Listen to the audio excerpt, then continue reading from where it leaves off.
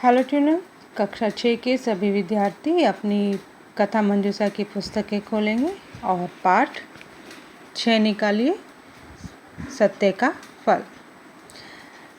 बच्चों, जैसे कि हम इस पाठ को पूरा पढ़ चुके हैं और आज इस वीडियो में हम इस पाठ के जो प्रश्न उत्तर हमें दिए गए हैं उन सभी प्रश्न उत्तर पर हम विचार विमर्श करेंगे।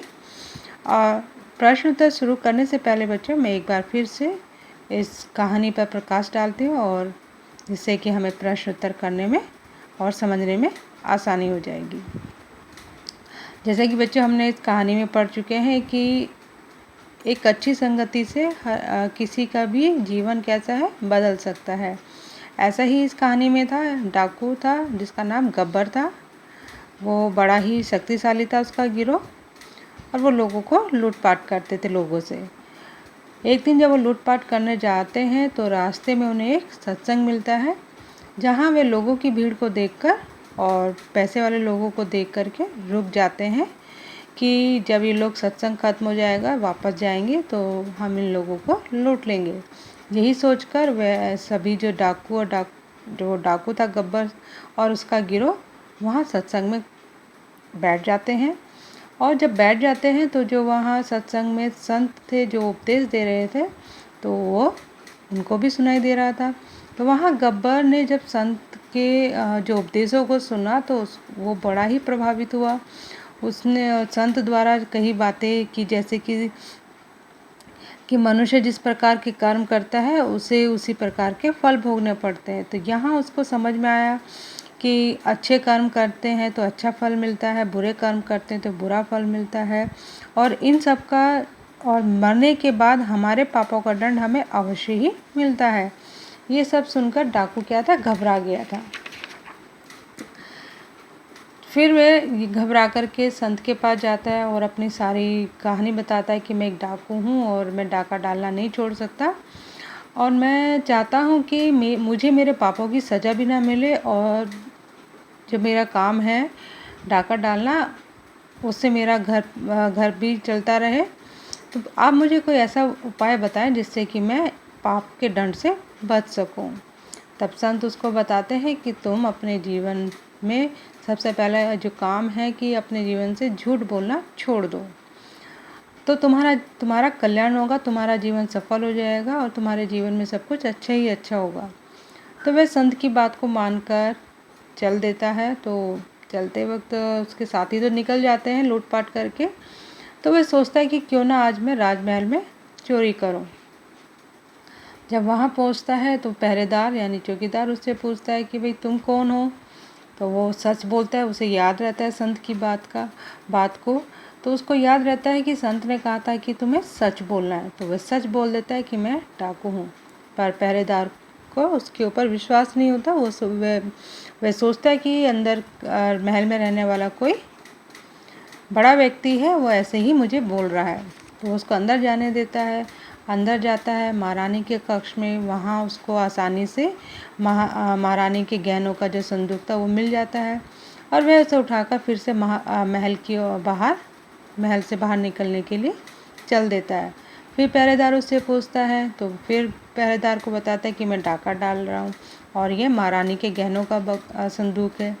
फिर भी वह विश्वास नहीं करता। उसको लगता है कि मुझसे मजाक कर रहा है और ये कोई बड़ा व्यक्ति है जो चिल्लाहट में आकर के मुझे ऐसे उत्तर दे रहा है। उसको जाने देता है। जब अगले दिन जब महारानी अपने बॉक्स को ढूंढती है तो सब जगह खोजबीन शुरू हो जाती है। तब पहरेदार बताता है कि कैसे कोई व्यक्ति आया था, वो इस तरह से सामान लेके गया और मैंने जाने दिया। तब राजा उसकी खोज में अपने गुप्तचरों को भेजता है और गुप्तचर भी उसको ढूंढ कर लेकर आते हैं। तब वह महाराज को सारी बातें सच सच बताता है कि संत ने उसे उपदेश दिया था कि आपको अपने जीवन में सच बोलना है, उसके तभी तुम्हारा कल्याण होगा। तो वह सच इतना प्रभावित हो जाता है और यही उसकी सच सुनकर राजा भी उससे बहुत प्रभावित हो जाते हैं और उसे राजा अपने महल का प्रधान अंगरक्षक भी बना देता है। इस तरह से क्या हुआ उसके जीवन में, उसके जीवन से डाका डालने का काम छूट गया, यानी कि वो अब डाकू नहीं रहा। एक अच्छा नागरिक बन गया था, राजा के महल में काम करने लगा था और उसके परिवार को भी अब सम्मान मिल रहा था। तो इस कहानी से हमने यही सीखा था कि अब हमें अच्छी संगति ही में रहना चाहिए और अच्छी संगति ही एक बुरे व्यक्ति को भी अच्छा बना देती है। ये इस कहानी में हमने पढ़ा है और हमें अपने जीवन में अच्छी संगति को अपनाना चाहिए, अच्छी संगति में रहना चाहिए, अच्छी चीज़ें हमें सीखनी चाहिए। ठीक है बच्चों, ये तो पाठ था। अब इस पाठ के प्रश्न उत्तर जो कि हमें पेज नंबर 62 पर दिए गए हैं, सभी पेज नंबर 62 निकालेंगे। चैप्टर 6 सत्य का फल।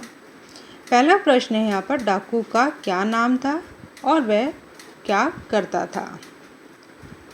क्या नाम था डाकू का? डाकू का नाम गब्बर सिंह था और वह लोगों के घरों में डाका डालता था, लूटपाट करता था और लोगों को मारता था। ठीक है बच्चों। दूसरा प्रश्न है, डाकू गब्बर का गिरोह जब डाका डालने जा रहा था तब रास्ते में क्या हो रहा था? क्या हो रहा था जब डाकू गब्बर अपने गिरोह के साथ डाका डालने जा रहा था तो रास्ते में एक स्थान पर सत्संग चल रहा था। ठीक है बच्चों। तीसरा प्रश्न है, सत्संग देखकर एक डाकू ने क्या कहा? यानी कि सत्संग देखकर जो गब्बर का गिरोह उसमें से एक साथी ने उसके क्या कहा कि क्यों ना सत्संग देखकर हम लोग यहीं पे रुक जाते हैं, क्योंकि यहाँ बहुत से लोग आए हुए हैं, धनवान लोग आए हुए हैं। जब ये लोग वापस जाएंगे तब हमें इन्हें रास्ते में लूट लेंगे और जब तक हम यहीं बैठकर इन लोगों का इंतज़ार करते हैं।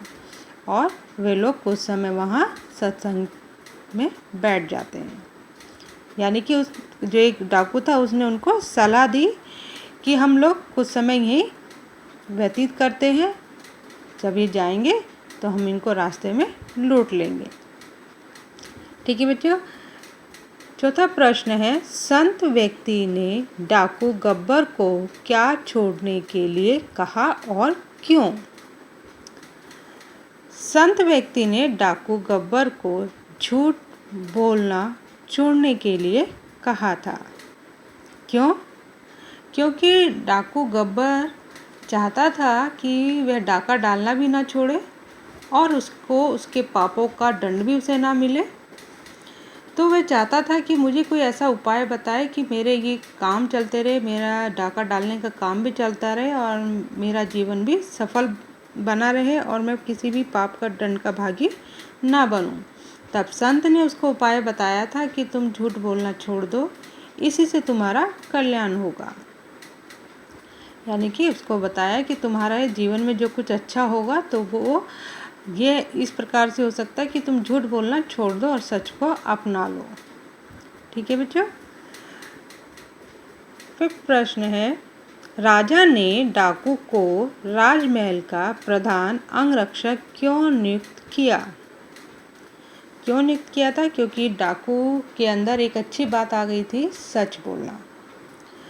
जब वह पकड़ा गया जब चोरी का सामान जब वो लेके गया, जब उसको पकड़ लिया गया, राजा के सामने प्रस्तुत किया गया, तब उसने राजा के सामने सारी बात सच सच बताई कि मैं किस प्रकार संत से मिला और उसने मुझे क्या सलाह दी कि मैं अपने जीवन में सच को अपनाऊं और मैं उसी सच के रास्ते पे अब मैं चल रहा हूं। और वह सारी बातें राजा को सब चीज़ों के लिए सच सच बता देता है।